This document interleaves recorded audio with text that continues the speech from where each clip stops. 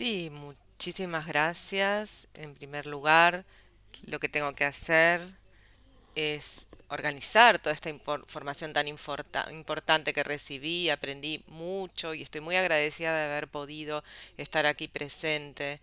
Y en los próximos días voy a continuar elaborando toda esta información. Espero que no estén totalmente agotadas y agotados de estas informaciones tan interesantes y tan relevantes, y espero que tengan tiempo de acompañarme un ratito a través de mundos visuales, de alternativas, también algunas existentes, otras utópicas. Yo creo que este taller también puede ser una posibilidad de concentrarse en lo visual, es decir, pensar con nuestros ojos y así relajar un poco el pensamiento y trasladarlo a otro lado. Entonces, lo que haría ahora es compartir la pantalla y mostrar algunas imágenes.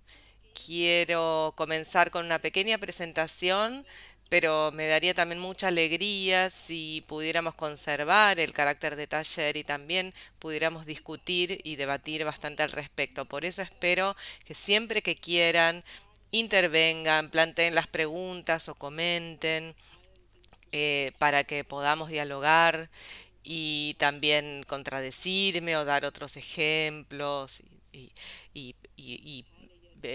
emitir su opinión al respecto. Voy a compartir ahora la pantalla.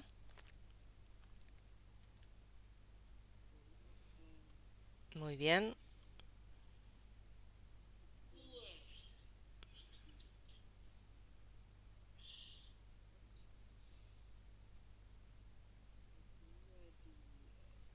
Solamente tengo que activar el modo presentación.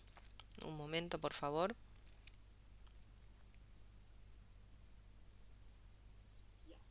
Bueno, ahora sí. Se trata entonces de la mirada masculina transmitida por los medios. ¿Quién ve a quién y de qué manera? ¿Quién mira a quién y de qué manera? Voy a decir al respecto que yo me voy a referir al género. Ese es el foco de mi exposición. Habría muchas otras cuestiones que se podrían tener en cuenta también.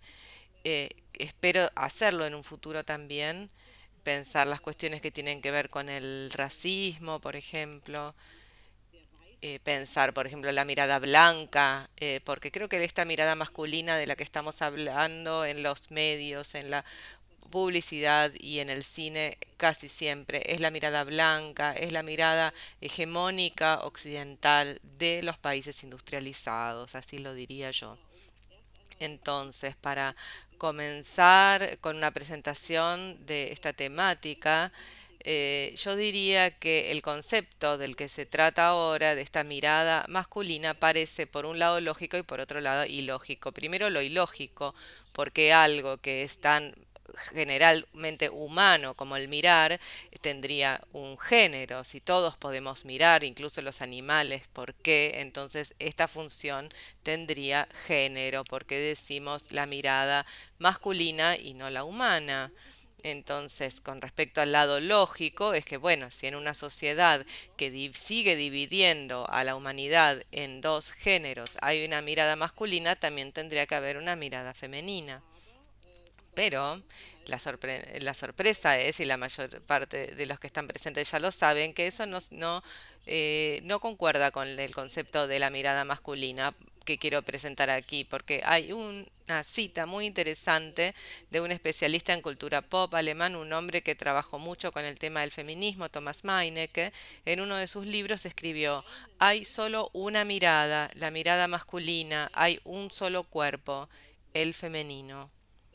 Puede que esto suena un poco críptico, un poco misterioso, pero tengo la esperanza de que en el transcurso de mis exposiciones se vaya aclarando. También quiero mencionar una teoría muy importante de la vista, una teoría del ver de John Berger. Yo lo tengo en inglés, pero también en alemán. Lo voy a leer en alemán para que sea traducido.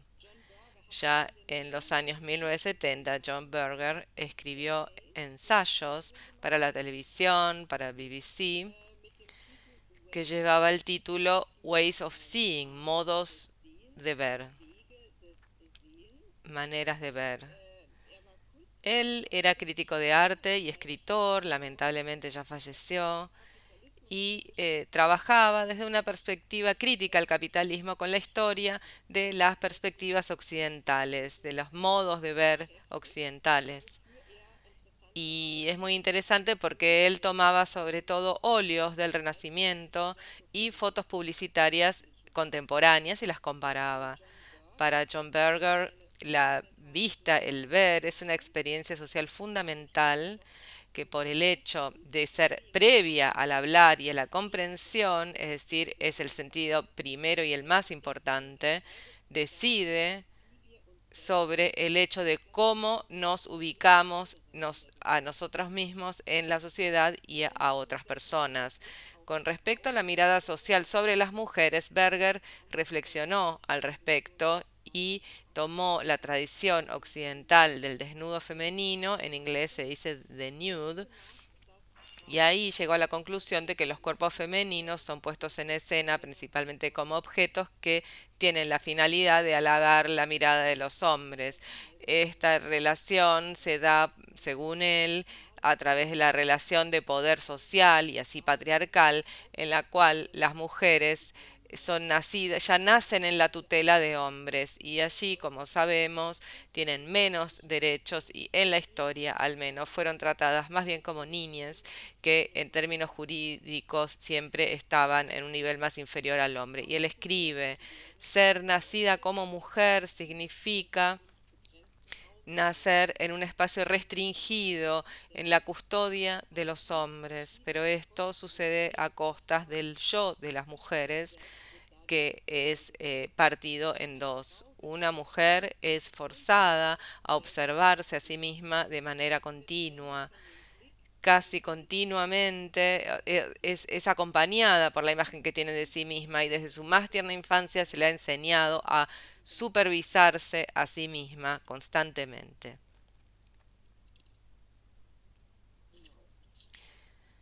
Muy bien, entonces, este el factor de la vigilancia es interesante desde nuestra perspectiva actual y es muy importante el hecho de que John Berger ya en los años 70 lo haya presentado así. Porque hoy en día estamos ante una vigilancia permanente de una forma que Berger en aquella época ni siquiera podría haber imaginado.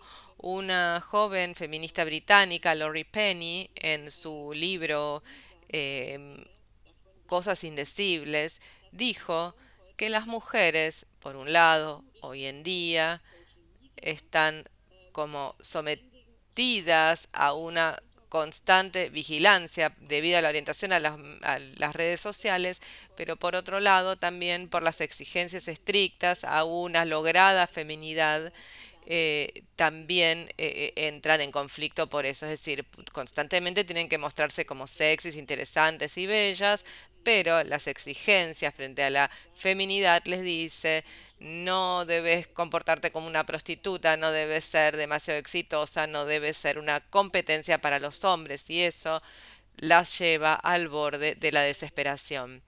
Me parece interesante que John Berger todo eso ya lo haya intuido por anticipado. Y una parte central de su ensayo dice lo siguiente, los hombres actúan y las mujeres aparecen, los hombres miran a las mujeres se miran a sí mismas y miran cómo son observadas. Y eso no determina solamente la mayor parte de las relaciones entre hombres y mujeres, sino también la relación de las mujeres hacia sí mismas. El observador de la mujer dentro suyo es masculino, la mujer que observa. Así se convierte en un objeto y ante todo en un objeto del ver. Se convierte en una vista, en una visión. Bueno, ya dije que John Berger trabajó mucho con óleos del Renacimiento. Aquí tengo un primer ejemplo que después voy a mencionar más detalladamente. Voy a resumir. La mirada masculina, dice John Berger, divide nuestra sociedad a lo largo del eje de la binaridad de género entre hombre y mujer. Son partidos entre escindidos, entre los que ven y los que son vistas, en sujetos activos y objetos pasivos. Es interesante que él desacople la mirada masculina del hombre como ser, porque escribe que la persona que dentro de la psiquis de la mujer supervisa la feminidad es una persona o una perspectiva masculina, es decir, que la mirada masculina también se inserta en la psiquis de la mujer y conduce así a una decisión interna constante y así también a una autosupervisión. Vemos aquí el ejemplo de una pintura del Renacimiento de Tintoretto y Berger dice al respecto que allí las mujeres siempre son presentadas como desnudos que tienen la función de halagar la mirada masculina, es decir, nunca se las presenta a las mujeres de manera auténtica en su desnudez, sino que siempre están ahí para la mirada del hombre como objetos o también como productos. Y su mirada, y esto es algo que se ve claramente, tiene que dejar en evidencia que ellas saben que están siendo observadas. Arriba, en el rincón, vemos a los hombres que están vestidos y observan a la mujer, y la mujer también nos mira como sabiendo lo que está pasando, y también es flanqueada por mujeres vestidas que de ese modo resaltan aún más su desnudez. Otro ejemplo que quiero mostrar aquí muestra también muy bien el motivo de la autoobservación y de la vigilancia. La Vanitas de Hans Memling no, muestra que no solo las mujeres, a las mujeres les gusta ser observadas por los hombres, eso no se cuestiona, sino, o sea, que le gusta ser objeto, sino que también se observa a sí misma. Y entonces, como entenderá la mayoría, vanitas es el término latino para la vanidad, es decir, que se sugiere que lo hace por un propio impulso, que disfruta estar desnuda y ser observada. Para Berger, estos óleos a comienzos del capitalismo del Renacimiento también son el primer método para reproducir la propiedad de la manera más clara posible y también para vanagloriarse de eso. Y eso cuadra muy bien con la representación de la mujer como producto o como mercancía. Él cita también muchas otras obras donde la posesión, la propiedad, es puesta en evidencia en forma de otras, cuadros, por ejemplo, que están en el fondo, o diversos tipos de objetos. Y también aquí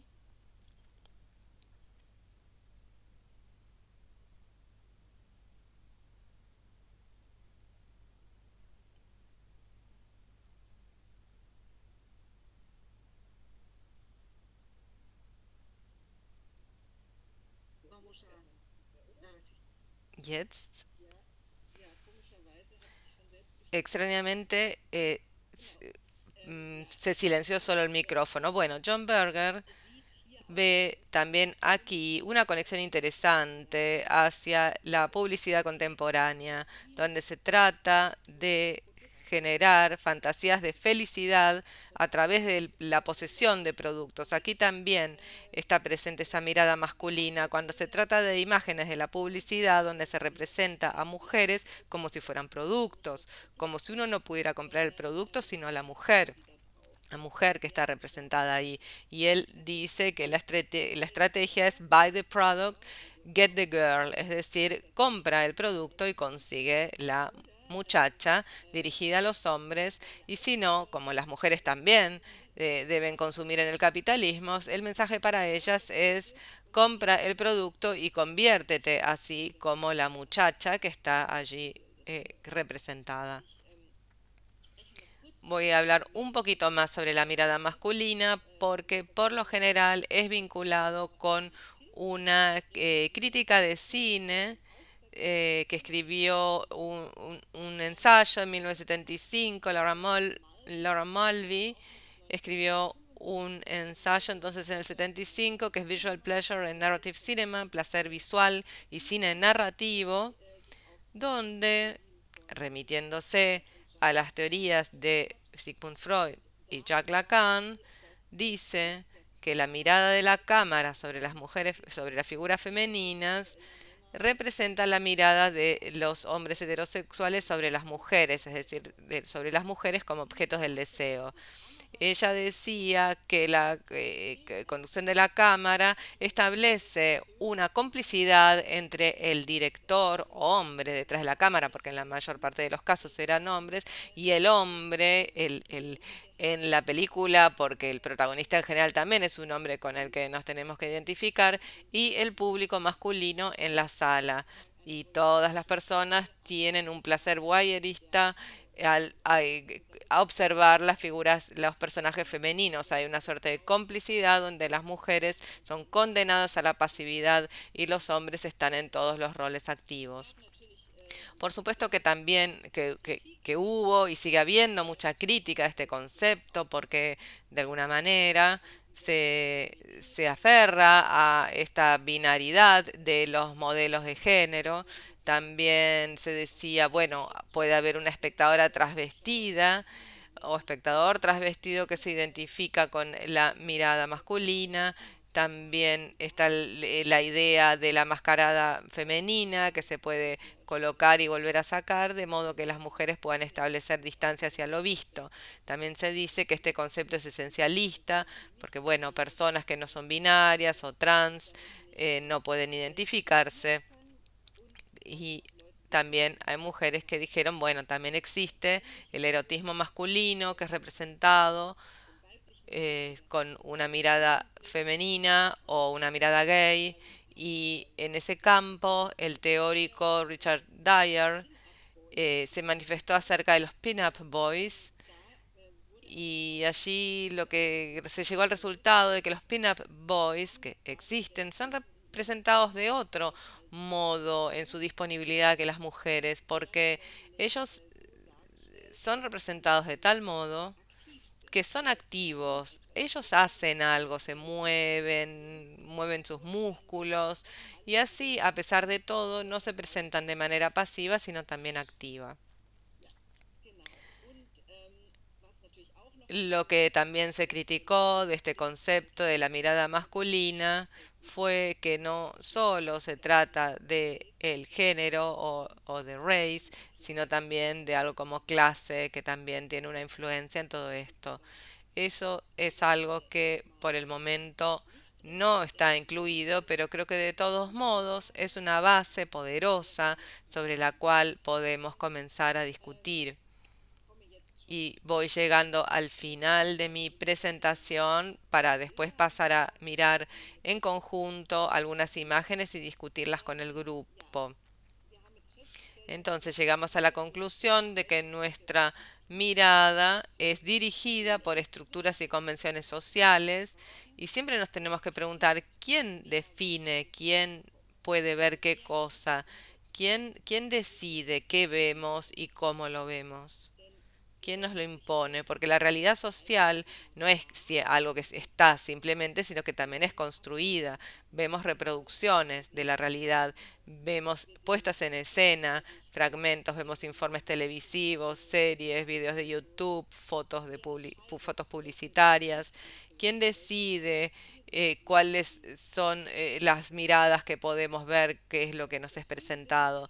La especialista en cine Gertrude Koch escribió ya en 1992, yo no sé si no será difícil de traducir, el ángulo es el ángulo de algo y la postura al respecto también.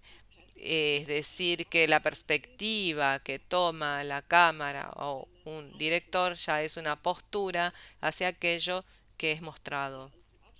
Y para terminar, también quería traer a la memoria a Stuart Hall, el teórico de los estudios culturales británico, que veía la representación no solo como una reproducción objetiva de las cosas, es decir, una foto que mostraría una realidad, sino que él dijo que tiene que ver con lo siguiente: the more active flavor of making things mean, es decir, el trabajo más activo de hacer significar algo a las cosas. Es decir, lo que es visto primero tiene que ser, las personas que miran esa imagen tienen que cargarla de significado y decodificarla. Bueno, todo esto al respecto, por ahí ya comenzamos con una imagen que cuadra nuestro contexto. Yo no sé si ya hay preguntas, voy a mirar un poco lo que hay en el chat. No hay nada en el chat. Entonces, lo que me gustaría hacer es pasar a las fotos. ¿Se me ve en el modo de pantalla completa? ¿Alguien me lo puede decir? Sí, sí, estamos bien.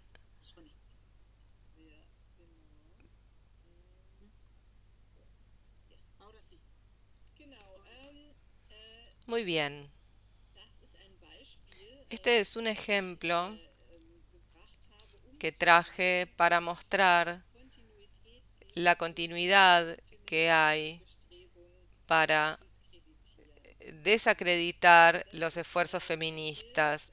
Esta es una imagen de las luchas de las sufragistas que querían lograr el sufragio femenino, y allí se ve claramente que la perspectiva de los hombres sobre las mujeres eh, pretende ser generalizada. Las mujeres que defienden sus derechos se las presenta como feas y así son legitimizados como hombres, pero una variante medio monstruosa de los hombres. Mujeres que no pueden ser hombres, sino que de alguna manera se vuelven seres abyectos y horrorosos. Y otro ejemplo que también tiene un tema actual, el mismo tema, dice: ustedes quieren mujeres así, no al voto femenino.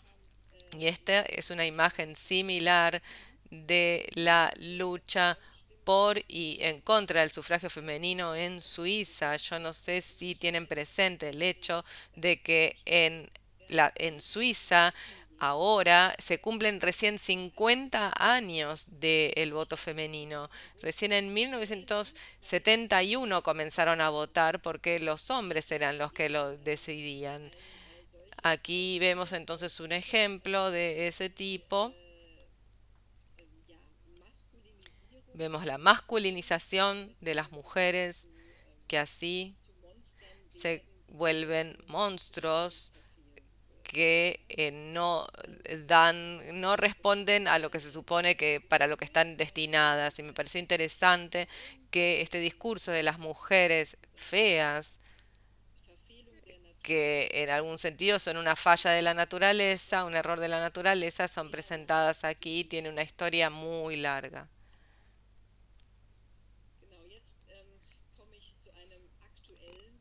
Llegamos ahora a una imagen actual también de la política. Esta es la canciller alemana Angela Merkel, una de las mujeres más poderosas del mundo, que también en Alemania ya está gobernando casi 16 años. Y aquí, bueno, esto es una publicidad un producto de McDonald's, el Happy Meal. Y allí se la presenta como mami. Y es interesante esta mirada sobre una persona tan poderosa. Es presentada como mujer, marcada como mujer, no como persona poderosa. Una persona que está cansada, que no tiene dominio sobre su gabinete. Y Angela Merkel, como quizás muchas sepan, no tiene hijos, y eso es un tema en Alemania porque siempre está ese mito de la madre alemana, y que tiene un vínculo con la terrible historia del nacionalsocialismo. que se pensaba, bueno, de la importancia de ser madre y que las mujeres se quedaran en la casa. Bueno, Angela Merkel no tiene hijos, eso siempre se vuelve a tematizar, pero a la vez se la presenta como la mami de la nación, del país, y es una expresión un poco despectiva, como para una persona muy que está muy en su casa, muy hogareña y nada sexy.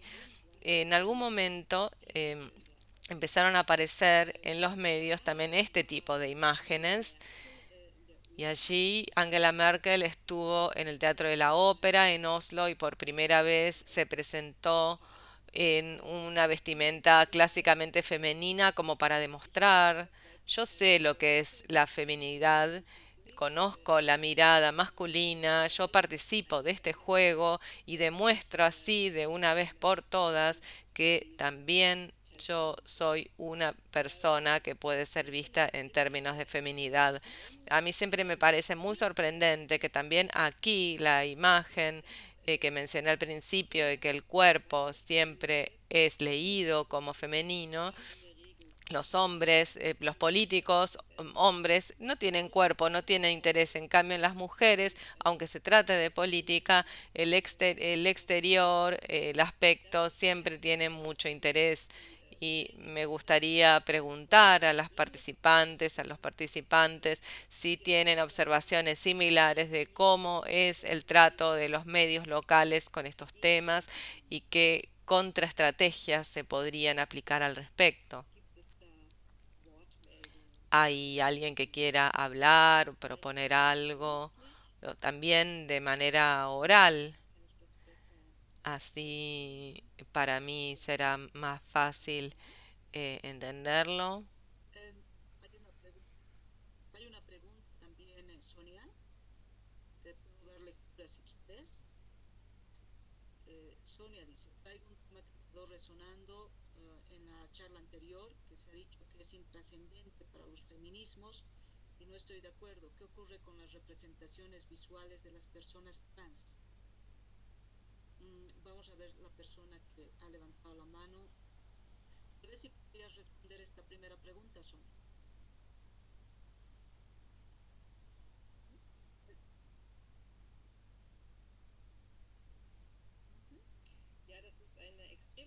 Bueno, es una pregunta muy importante, ya lo habíamos visto un poco, que bueno, genera ciertas inseguridades y a la vez polariza también dentro de la community, de la comunidad y también es tomada, es utilizada por las derechas para desacreditar. Yo creo que es una pregunta muy importante porque todas las certezas que la gente cree tener sobre el género son cuestionadas así. Eso genera inseguridad y produce muchísimo odio. Por ese motivo, creo que las personas como Angela Merkel, como estamos viendo en este ejemplo, se presentan como clásicamente femeninas en un espectro de este tipo para no incomodar a la gente, para garantizarles que el viejo orden social que sigue siendo importante para tantas personas, que les dan tanta seguridad en su sistema de coordenadas, bueno, que sigue estando de pie, que existe el masculino, que existe el género femenino y que las personas tienen este y el otro aspecto, mientras que las personas trans sacuden los cimientos de esas certezas y dicen, bueno, no es algo que está claro desde el nacimiento, el género que vivirá una persona, cómo se va a sentir, de qué género se va a sentir, puede tener un aspecto diferente, puede ser construido de otra manera y eso genera mucha inseguridad y la representación de personas trans en muchos casos, si pensamos en las imágenes, también es muy discriminatoria. Es decir, se las presenta como antinaturales, como no deseables, como cargadas de problemas, por un lado, pero también debo decir que una idea como la diversidad también en el capitalismo funciona. Hay, hay cierto interés por parte de muchos medios de orientación progresistas que ofrecen y los que ofrecen estos servicios de streaming también han incluido la diversidad de manera exitosa en sus programas. Esto no está mal, es muy bueno para muchas personas que se encuentran allí, pero también muestra que es una oferta que funciona en el capitalismo, que puede ser vendida. Si series como Pose, donde se trata de la comunidad queer y trans en Nueva York, em, todo se presenta de manera muy estética y bella, pero a la vez es una representación que funciona sobre la pantalla y es atractivo. Entonces es maravilloso que existan esas imágenes y no solo las imágenes discriminatorias, pero también es algo que termina convirtiéndose en una mercancía. No sé si de esta manera respondí la pregunta o si hay más preguntas al respecto.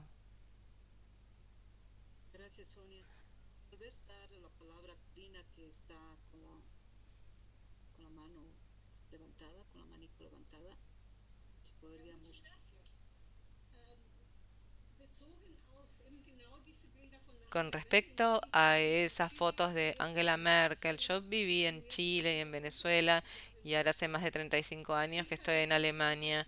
Seguramente desde la perspectiva de Alemania siguen existiendo estos estereotipos. Estos estereotipos es lo blanco, ¿no? Y es lo que a nivel mundial yo quería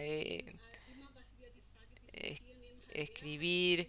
Siempre discutimos en qué medida los sistemas políticos y las religiones y la cultura, eh, en qué medida pueden trasladar a la praxis estas ideas para controlar de manera más o menos hegemónica. Las mujeres que llegan al poder tienen también esas estructuras que para las mujeres y para todas las demás personas trans o lo que fuera sean discriminadas, que por las pocas documentaciones que pude leer comenzó con Inca. Sabemos que también en México hay otras comunidades donde también se los presenta como transexuales y son aceptados, es decir, que incluso se desea que sean transexuales. Entonces es para América Latina, claramente en toda la publicidad, también en la élite, es europeo la marca y que siempre es bueno, siempre las personas que son ricas, son bonitas y tienen ojos claros y piel blanca y cabello claro, son las imágenes que veo en todos los lugares en los que estoy y en Alemania ahora se empieza a discutir sobre la diversidad, también la tercera y cuarta generación que de diferentes culturas y fisionomías que toman la palabra y que reclaman, dicen no, no son ustedes solos, pero de todos modos yo estoy viendo que sigue siendo muy terrible y en América Latina veo algunos cambios, pero creo que son mínimos.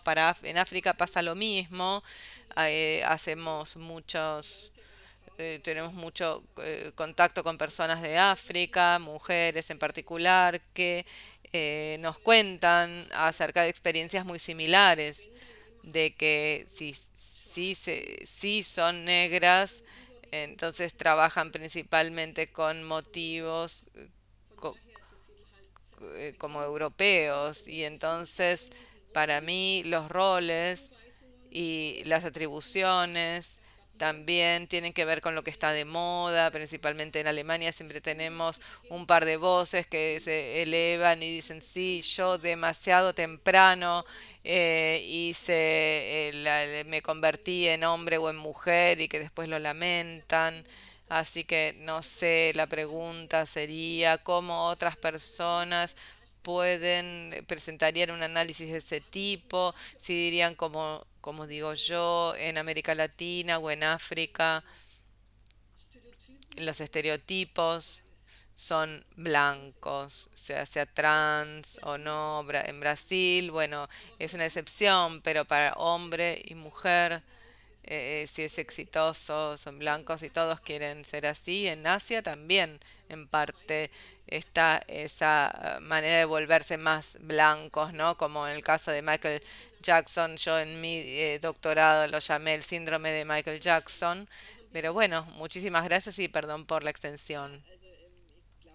Sí, yo creo que esta cuestión hegemónica, blanca y cis y sin eh, discapacidades, digamos, esos cuerpos hacen que y es difundido por los grandes imperios mediáticos. Eso está muy claro y sigue teniendo la mayor parte del poder y lleva muchos problemas de identificación cuando hay personas que siempre ven solo imágenes que no se corresponden con cómo se ven ellos mismos y entonces lleva a un conflicto de identificación consigo mismos.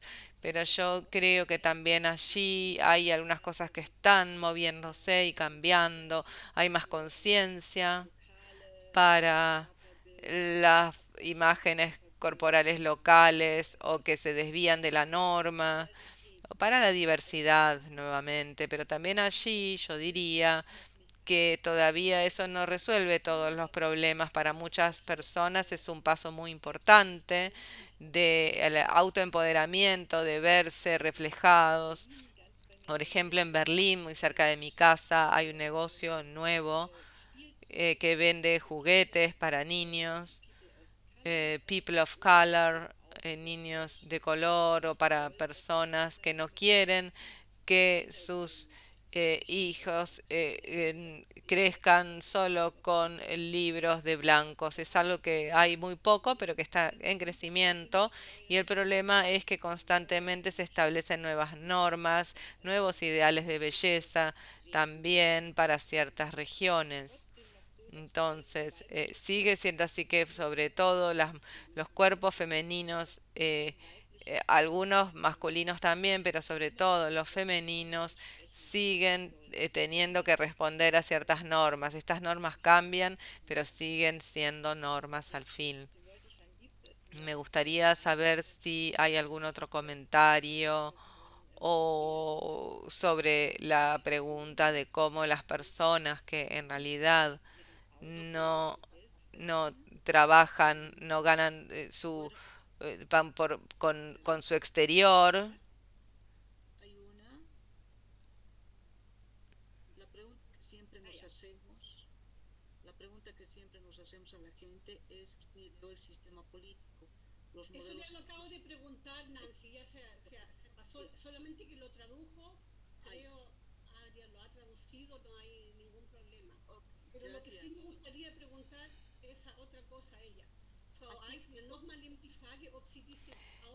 Quisiera sí preguntar también sobre estas asignaciones y sobre todo en Alemania.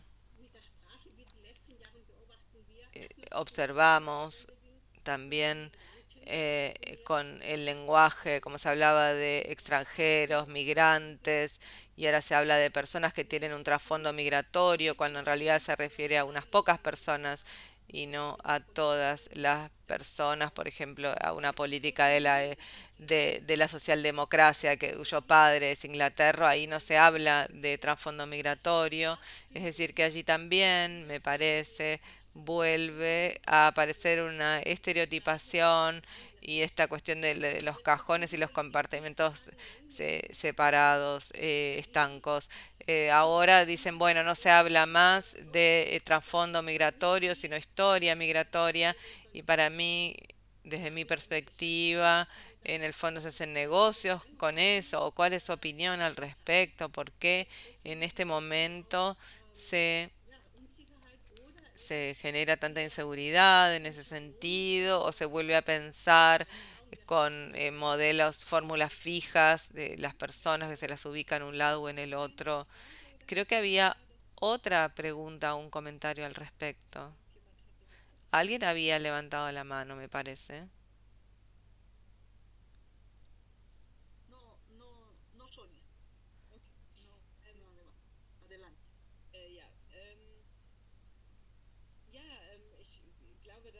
Bueno, lo que pienso es que es un contexto más amplio en Europa, donde por un lado se trata, como usted ya dijo, de construir esa oposición, nosotros, ellos, o sur o norte, o occidente y oriente. Por supuesto que eso es muy problemático. Y por otro lado, también es cierto que denominaciones como trasfondo migratorio o personas con una historia migratoria o migrantes o people of color, realmente para esas personas también pueden ser un gesto de autoempoderamiento porque antes pueden decir, bueno, no se nos discriminaba por nuestro aspecto, por nuestra religión, por el color de la piel, ahora queremos volvernos visibles como ese grupo mismo.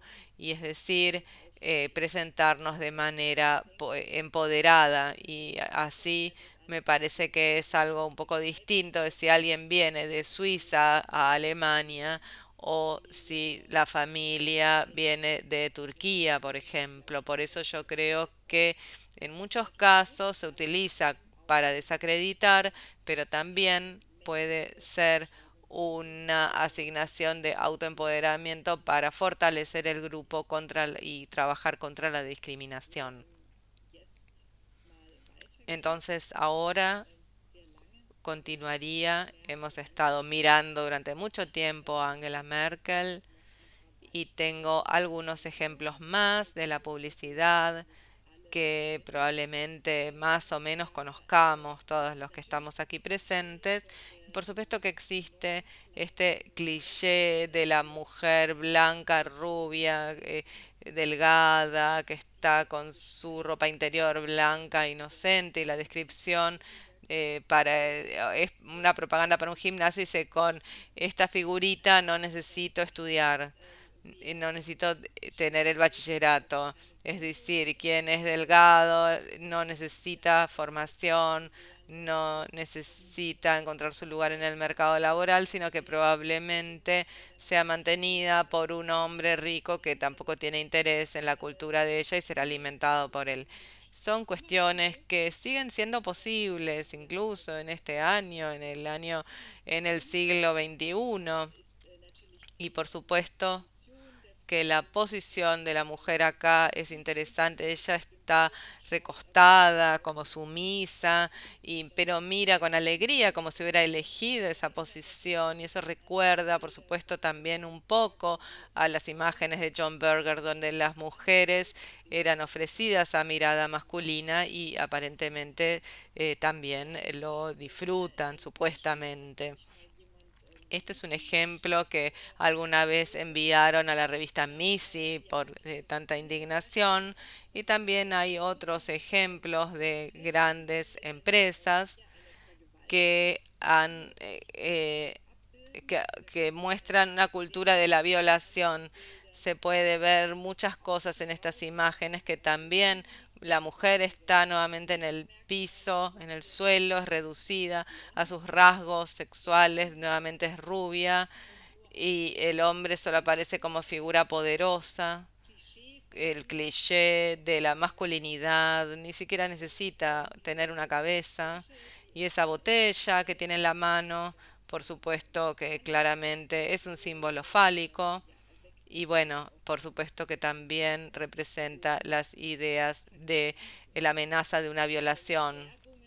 Estas publicidades siempre generan mucho enojo y crítica, pero siguen existiendo y siempre vuelven a aparecer. Y en muchos casos lo que se argumenta es, bueno, ¿por qué tanto revuelo si se puede ver de manera lúdica? Las mujeres tienen los mismos derechos, es algo presentado de manera irónica, relájense, si realmente estuvieran emancipadas podrían reírse al respecto. Esa es la estrategia argumentativa que siempre es traída a colación y que lo que hace es referirse a esa imagen que mencioné al principio, ¿no? De las mujeres feministas que son horribles, que quieren los derechos y que no tienen humor y no son sensuales. Hay otro ejemplo también de una marca muy grande que fue muy criticada, quizás algunas conozcan, Dolce Gabbana. Hicieron una publicidad que claramente muestra una violación en manada, tiene ese aspecto, ¿no? Y creo que en el contexto de lo que vimos anteriormente sobre femicidios, sobre la violencia contra las mujeres y las niñas, esto es algo particularmente choqueante. Se supone que pretende ser provocativo y llamar la atención, pero la realidad es que queda muy en claro que es la cultura de la supremacía masculina la que es representada aquí, es una cultura de la violación que es normalizada a través de esta imagen y entonces que las relaciones de poder también sean puestas en clara por cómo está armada la imagen. La mujer está abajo y los hombres están todos arriba y dominan a esa mujer. ¿Hay algún comentario al respecto o alguna pregunta al respecto? ¿Han visto ya algo similar o han tomado noticia de protestas? ¿Esto sigue siendo algo choqueante o simplemente refleja lo que de todos modos ya experimentamos de alguna manera con respecto a la cultura de la violación?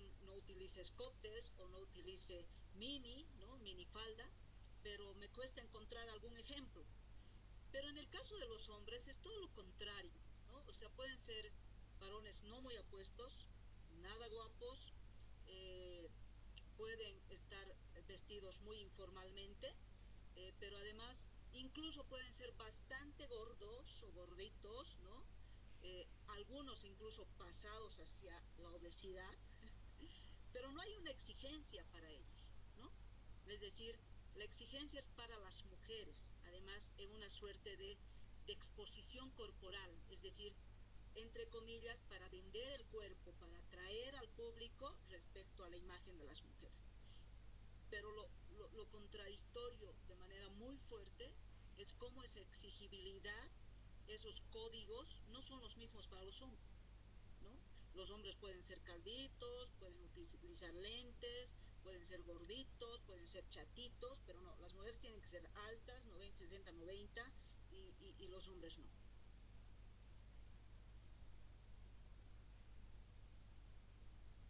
Ja, das ist ein sehr gutes Sí, Beispiel. es un muy buen ejemplo. Das ist Yo weltweit creo que überall so. a nivel mundial es así en casi todos los lugares. A mí también me gusta dar ese tipo de ejemplos porque aquí en realidad es similar, seguramente hay diferencias locales, pero Im es Fernsehen un hecho que los moderadores meist masculinos pueden ser ein personas Geschlechtsteil mayores, tener pelo canoso, Kinder, esconder su cuerpo Schwierig debajo de un darstellen. traje, mientras que las Rückgängig mujeres siempre son bellas en un sentido muy clásico, tienen vestimenta sind immer sehr schön. muy linda, muy bella, muy delgadas, tienen rasgos faciales Kinder muy armónicos, son mucho más jóvenes y realmente es así que las mujeres a partir de cierta edad son como descartadas en la televisión y los hombres no. Eso es algo que aparentemente no se puede, no es aceptable mostrar a una mujer con rasgos de la edad en la cara, y mientras que en el hombre puede responder a su carácter. Yo creo que eso es algo que mencioné antes, que las mujeres siempre son un cuerpo y los hombres son siempre mirada. Los hombres no tienen cuerpo, mientras que las mujeres siempre son miradas, siempre tienen que administrar su cuerpo y conservarlo bello. También debo decir que muy lentamente estoy viendo diferencias en la televisión alemana. No estoy segura de que siempre sea para mejor, porque me parece que ahora también se les pide a los hombres, se les exige a los hombres que sean más jóvenes, más bellos en un sentido estereotipados, más dinámicos, más delgados. Hay locutores más jóvenes ahora que también responden más bien a esos clichés del aspecto. Y la pregunta ¿es feminismo si esas exigencias ahora se dirigen a los hombres o no es que tendríamos que lograr que todos los cuerpos y todas las identidades puedan ser representadas?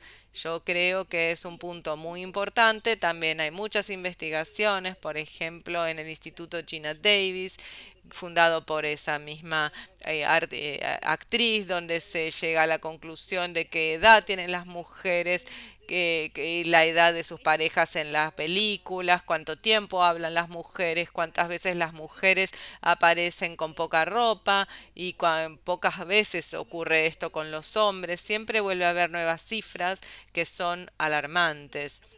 Pero también allí creo que hay algo que se está cambiando un poquitito, pero no estoy segura de que sea para mejor. Entonces yo continuaría ahora con las imágenes sobre las que también podemos discutir. Esto es algo que creo que ya mencionamos antes.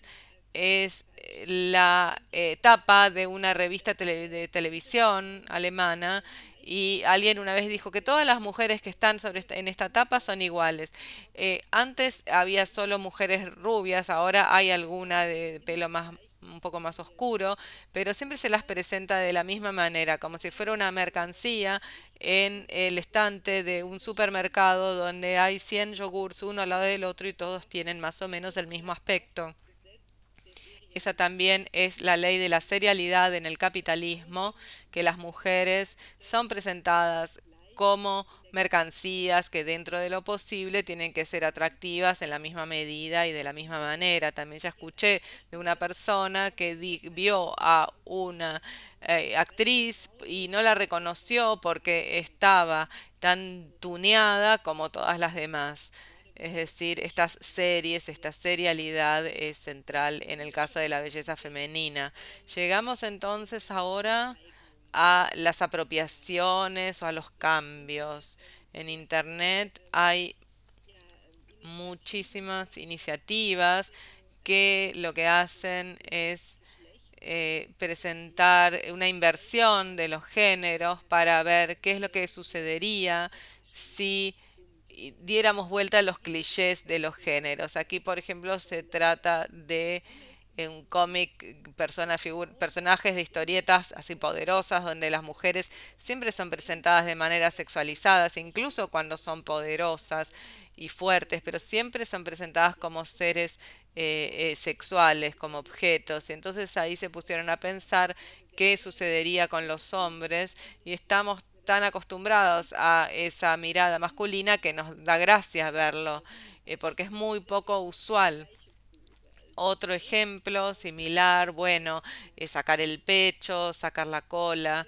Esos son esos clichés que están muy presentes en la cultura pop y también dejan su impronta en nuestra imagen de los géneros. También aprendimos que los personajes de las historietas, aunque sean femeninos, pueden ser muy fuertes, pero siempre pagando el precio de que tienen que ser muy sexy, si no, no se las ve.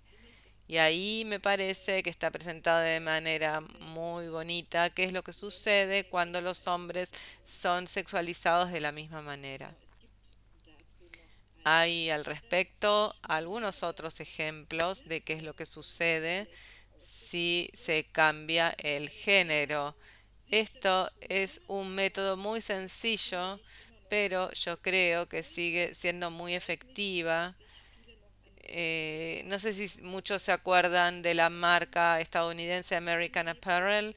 Supuestamente siempre pagaban muy buenos sueldos y eran justos, pero también eran increíblemente sexistas y el jefe también tuvo una serie de demandas por violencia sexual y eso es algo que se ve también en sus propagandas, se ve claramente que, por ejemplo, una pretensión progresista no protege del sexismo.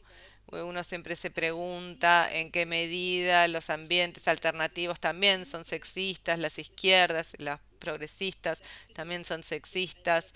Yo creo que este es un muy buen ejemplo al respecto y creo que es también una pornografización de la mirada, sino también un ejemplo de la violencia, de la cultura de la violación, porque también parece como si la mujer fuera ofrecida como una mercancía y no fuera por propia voluntad, que está ahí, y que la figura masculina sea mostrada así es lo que nos pone, nos trae a la conciencia la violencia de esta puesta en escena. Hay otros ejemplos, todas grandes marcas, también Jacobs, un diseñador estadounidense muy importante que también toma la imagen de las mujeres y el consumo y de la cultura del desecho y mezclándolo. Esto también tiene que ver con la violencia asesina hacia las mujeres. Es muy choqueante en ese sentido porque uno se imagina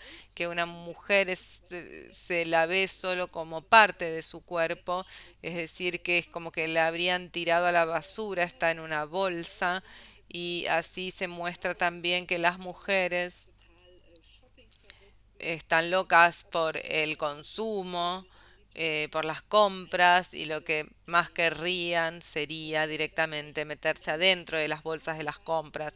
Y si vemos lo mismo con las piernas, con vello de hombres y con zapatos y medias, se ve de manera muy distinta. Voy a mostrar algunos ejemplos más al respecto. Aquí volvemos a ver una marca muy importante en el producto, es ubicado dentro de dos pechos femeninos para llamar más la atención y poder venderlo mejor.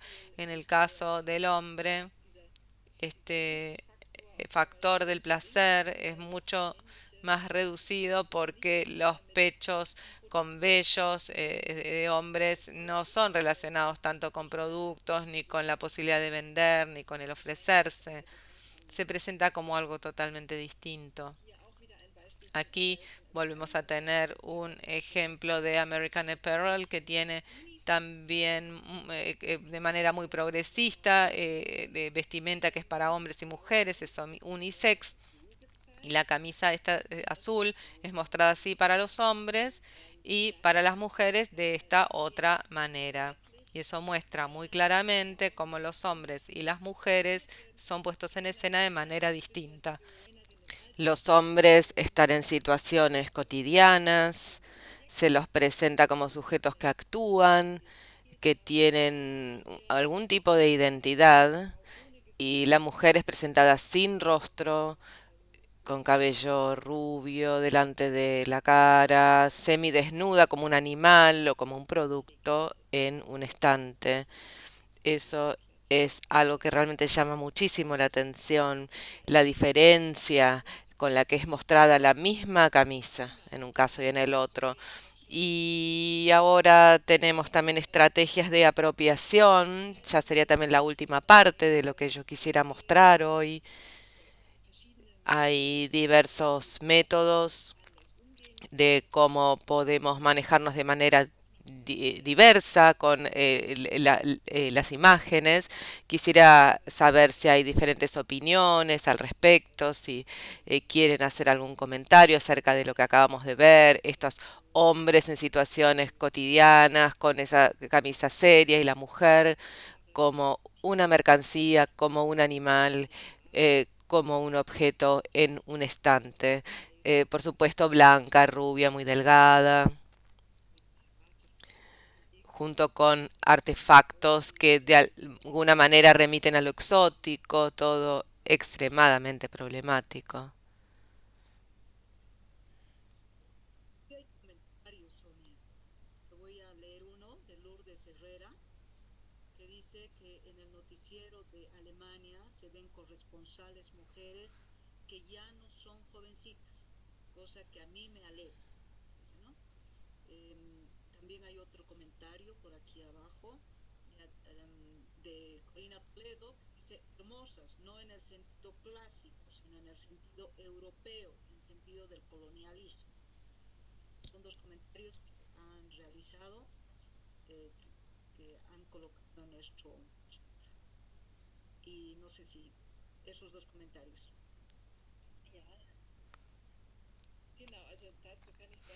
Sí, lo que puedo decir al respecto, yo también tengo la sensación de que hay algo que está cambiando en la televisión. Ya veo algunas mujeres un poco mayores y hombres más jóvenes, y eso me da cierta alegría y espero que quede y que se refuerce aún más esa tendencia y no que la tendencia sea, como ya mencioné antes, a que se apliquen normas aún más estrictas a todos los géneros.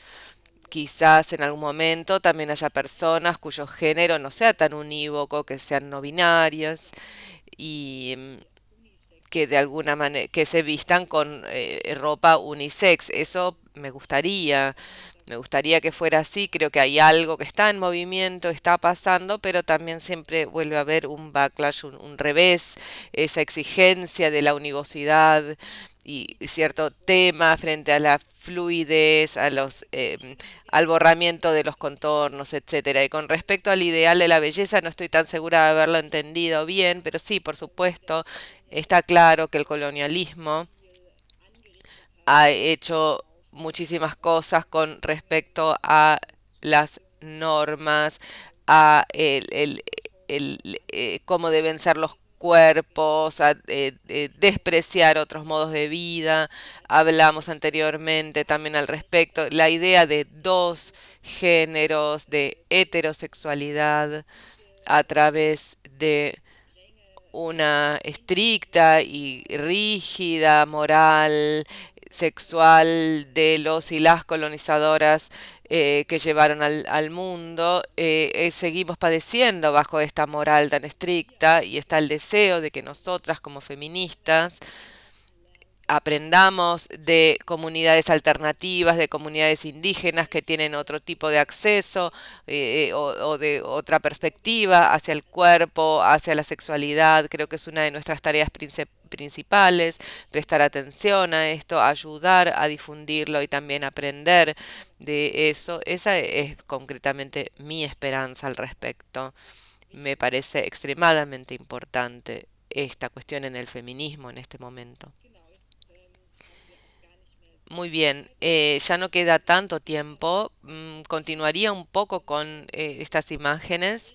Ahora lo que estamos viendo es una serie que hace algo parecido a algo que ya mostré anteriormente con esas inversiones de los géneros.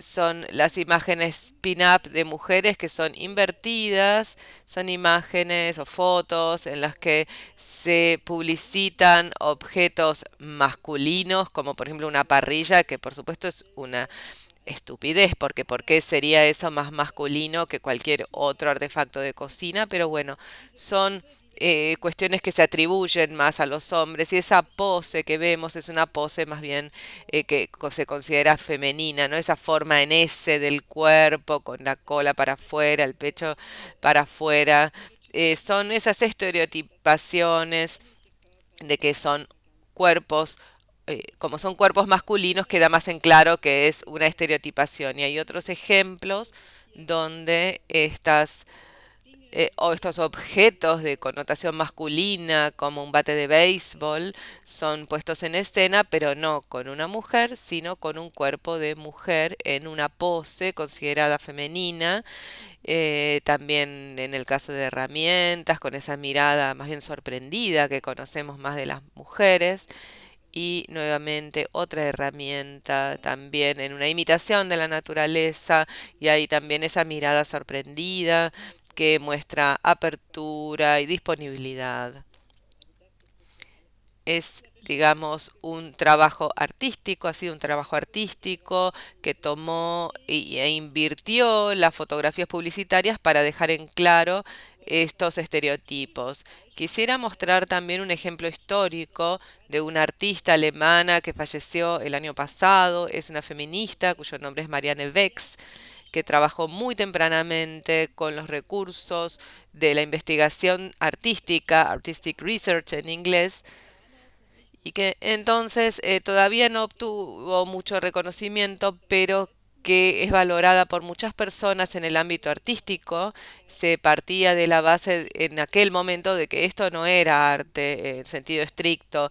Ella registraba personas en la calle para mostrar el comportamiento del cuerpo, el lenguaje corporal de los hombres y las mujeres y lo serializaba para mostrar las similitudes. El libro que publicó en 1979 se llama Let's Take Back Our Space, es decir, recuperemos nuestro espacio, el lenguaje corporal femenino y masculino como resultado de las estructuras patriarcales.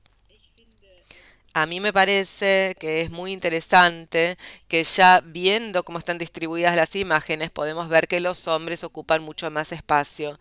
Arriba hay menos hombres, simplemente porque realmente ocupan más lugar, se expanden en el espacio, abren las piernas. Existe esa expresión en inglés, el manspreading, el despatarre masculino. En cambio, las mujeres dejan las piernas cerradas para no ocupar demasiado lugar y también como para parecer que tienen modales, ¿no? Mostrar modales, buenos modales, que no se les cuestione su moral sexual.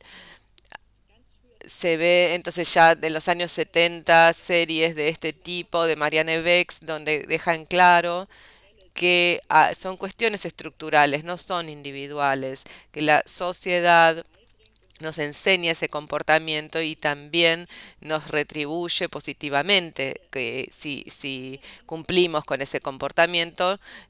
Acá hay otras series en las que les decía a las mujeres tomen una posición masculina o a los hombres una femenina y ahí vemos que hay ciertas cosas que nos llaman, que algunas cosas nos parecen familiares y otras nos parecen poco habituales. Por ejemplo, sonreír es algo que está connotado femeninamente porque las mujeres, espera que las mujeres siempre se ocupen de que haya buen clima, de que sean amables, ¿no? Uno habla que eso también es un trabajo emocional y que se espera mucho menos de los hombres que de las mujeres. Ya estoy llegando entonces a la última parte como contraejemplos que estoy trayendo para mostrarles de la praxis. Acá traje una tapa de la revista Missy Magazine en la cual hemos trabajado con la representación de rostros o cuerpos de mujeres, quebrando con lo habitual, presentándolas de una manera muy poco común. Es una imagen difusa, no es tan claro, no es unívoca, la mujer no está mirando a los ojos, es difícil establecer un vínculo con ella, es un ser quizás como de otro universo, y eso es también lo que la artista inglesa Shy Girl eligió para sí misma. Al principio yo me pregunté, ¿se puede vender esto como tapa? ¿Lo va a comprar la gente que está tan acostumbrada a ser mirada por rostros femeninos? Esto es como un cyborg, es como una especie de alien, pero a la vez pienso que funciona muy bien y cuestiona, interpela los modos en que estamos habituados y habituadas a mirar.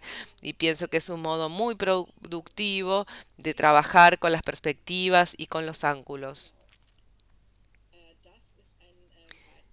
Este es un ejemplo de Brasil, una serie fotográfica que tuvimos hace poco en uno de los números, y allí también lo que nos importaba es algo que hacemos con mucha frecuencia y también lo hacen otras personas, porque es poco frecuente que veamos cuerpos femeninos de todas las formas, de todos los colores. Eso es lo que nosotros sí queríamos hacer, y no solo eso, sino también que decidan que sean fotografiados por alguien que forme parte de esa comunidad y decida cómo se van a presentar esos cuerpos, y que también mostraban la solidaridad que vincula a las mujeres entre sí, la ternura y el amor, que en muchos casos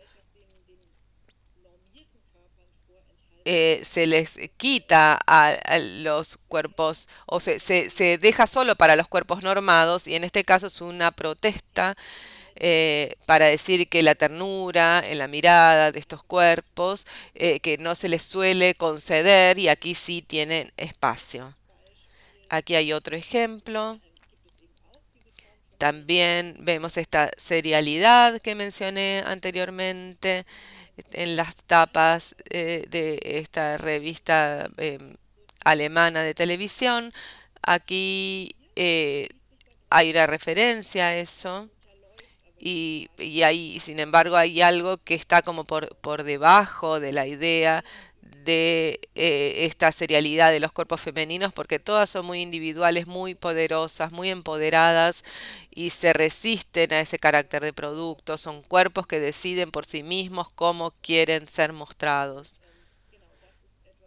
Y eso es algo que yo creo que sucede muy poco por el momento, en particular en los medios dominantes, ¿no? Mainstream. Tengo la sensación de que no es algo que se pueda ver con frecuencia. Hemos hablado también mucho de identidades trans. Esta es en nuestra sección Style Night, la envidia de estilo, en la que presentamos a personas que consideramos que tienen un estilo de vestimenta que es inspirador. Esta es Michaela Dudley, una mujer trans en Berlín, que dice de sí misma, que bueno, no sé si se entenderá bien con la traducción, ella en vez de decir que es una mujer con trasfondo migratorio, como se suele decir, dice que es una mujer sin trasfondo menstruatorio. Eso es una manera ligera de presentarse y de entrar a los temas de las identidades trans. Y también se habló antes de cuánta visibilidad tienen las personas trans, y nosotras en MISI creemos que es importante que las personas trans en todas sus formas y todas sus puestas en escenas sean visibilizadas. Veo entonces que hay una pregunta. Vamos a escuchar esa pregunta, o es una manito que quedó levantada de antes. Quisiera Continuar después de hemos una imagen como ha enviado Agustina Paz, pero una vez que termine.